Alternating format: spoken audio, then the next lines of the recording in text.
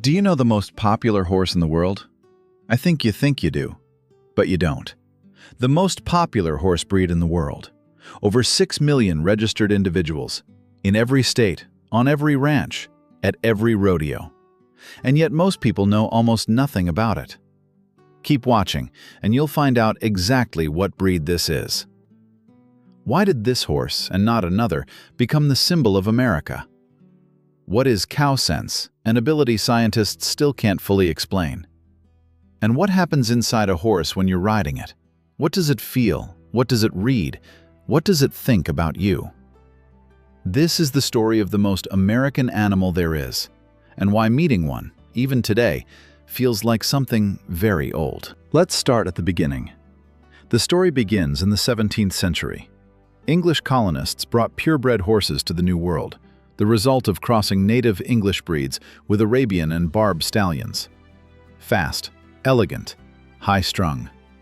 On the eastern coast of America, these horses met others. The Chickasaw tribe kept horses descended from those Spanish conquistadors had brought to North America 2 centuries earlier. Compact, short-legged, with powerful hindquarters. Hardy, unflappable. From these two lines, English and Spanish, our character was born. It wasn't planned. Nobody sat down and said, "Let's create a new breed."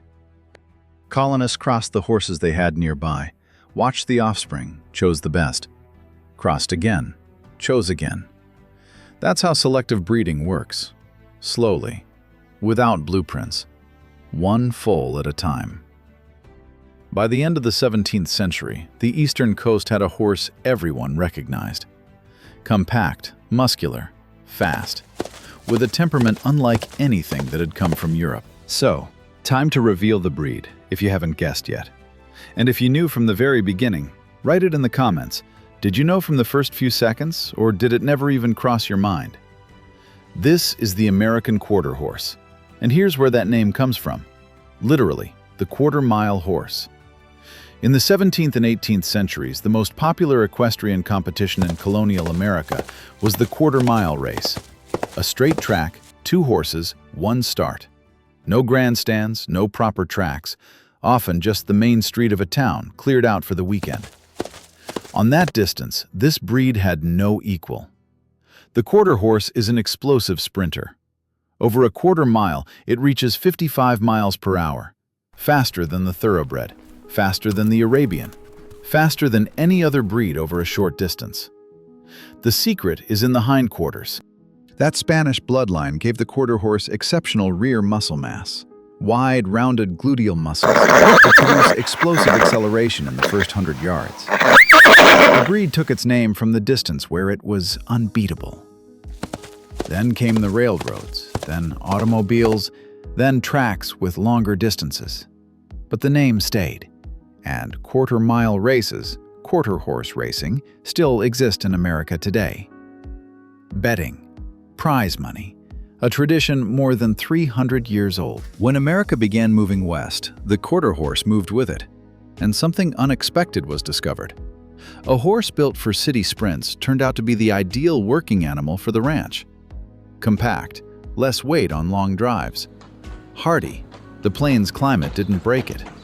Smart, calm, and, most importantly, it could work cattle in a way no other breed could. Ranchers noticed quickly.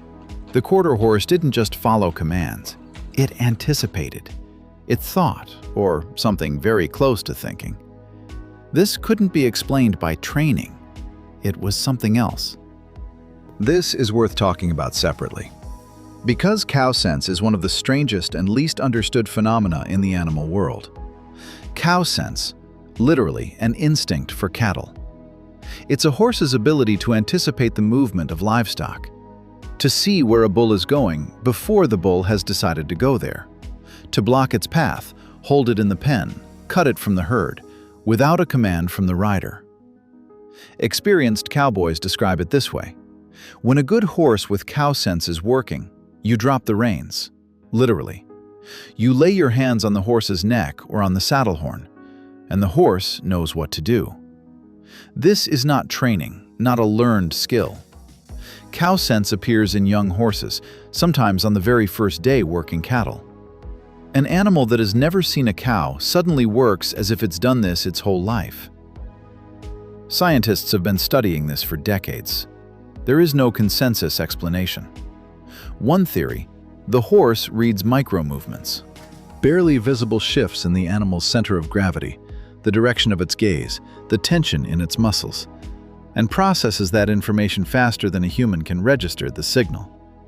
The horse reacts to an intention before the intention becomes an action. Another theory: it's inherited instinct. Over centuries of selective breeding, the ability to work cattle became encoded at the genetic level.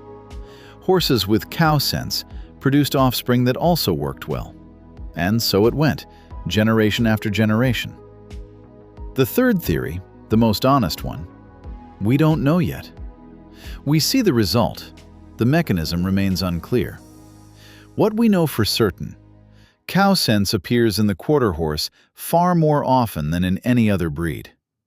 That's not coincidence. It's something the breed carries within it. But cow sense isn't the exception. It's an expression of something deeper. Horses are among the most socially sensitive animals we've ever studied.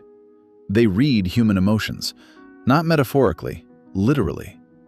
Research published in Biology Letters showed that horses distinguish between human facial expressions. An angry face causes a horse's heart rate to increase, even in a photograph. An anxious face raises alertness. A calm face reduces tension. They remember specific people. Experiments have shown that a horse you haven't seen in years will recognize you by your voice, your scent, the particular way you move. They synchronize with you. This is perhaps the most remarkable thing. A horse reads your breathing, your heartbeat, the tension in your leg muscles through the saddle. Riders know this in practice. If you're nervous, the horse gets nervous. If you're tired, it tires faster. If you're calm and confident, it works more smoothly. This isn't magic. It's physiology. The horse evolved as prey. Survival depended on reading danger signals with extraordinary precision. A shift in scent, a micro-movement in the grass, a change in the breathing of the animal standing next to it in the herd. That same ability, reading the living creatures around it, the horse applies to us. We are, to it, the same kind of object to be read as a predator on the horizon. Only, most of the time, the signal comes back. Safe. We can work. That's why riding feels like almost nothing else does. You're not operating a machine. You're in a dialogue with a creature that has already read you. But let's return to the scale of things, because the numbers here speak for themselves. The American Quarter Horse Association, the AQHA, was founded in 1940. Today, it is the largest breed registry in the world. Over 6 million registered animals, more than any other breed on the planet. Quarter horses are in all 50 states, most concentrated in Texas, Oklahoma, California, but they're everywhere. Today, the quarter horse means rodeo. Barrel racing, team roping, cutting. It means quarter-mile racing, trail riding, ranching, therapeutic horsemanship. Shows and exhibitions where the best are judged by experts and sold for figures that are hard to say out loud. Some estimates put the economic contribution of the quarter horse industry to the U.S. economy at over $100 billion annually, counting everything: feed, veterinary care, equipment, transport, insurance, tourism, sport. This is not just a horse. It's an entire economy. But I want to ask a different question. Why the quarter horse specifically? Why not the Mustang, the wild horse that became the symbol of the American plains? Not the Appaloosa with its distinctive coloring? Not the Arabian, the most beautiful, the most ancient? The answer, I think, is in the temperament. The quarter horse is a horse with a remarkably even disposition. Not dull, even. It works, it listens, it doesn't spook at small things, it's patient. In the American West, that quality turned out to matter more than speed. A cowboy needed a horse that could work 12 hours in conditions where everything could go wrong. Cattle scattering, weather shifting, unfamiliar sounds, unfamiliar ground. A horse that doesn't add to the problems, but solves them. The thoroughbred is too high-strung for that. The Mustang, too wild and unpredictable. The Arabian, too sensitive. The quarter horse found the balance between power and responsiveness, between speed and steadiness, between intelligence and willingness. America chose it, not by committee decision, out of necessity. I want to end with this. When you see a quarter horse at a rodeo, in a film, in a pasture by the highway, you're looking at an animal that traveled alongside America every step of the way. It was here when the country moved west, when ranches were being built, when a cowboy was not a myth, but a profession that fed a family, when the horse was not a leisure activity, but a necessity. The horse hasn't changed.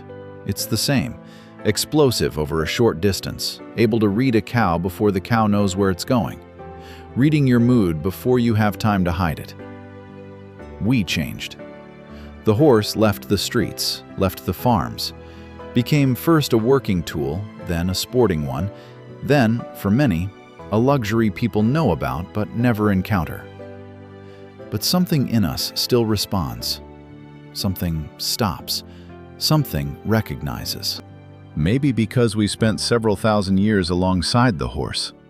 And that doesn't disappear in 1 or 2 generations. Do you have a story with a horse? A first encounter, a first ride, something that stayed with you?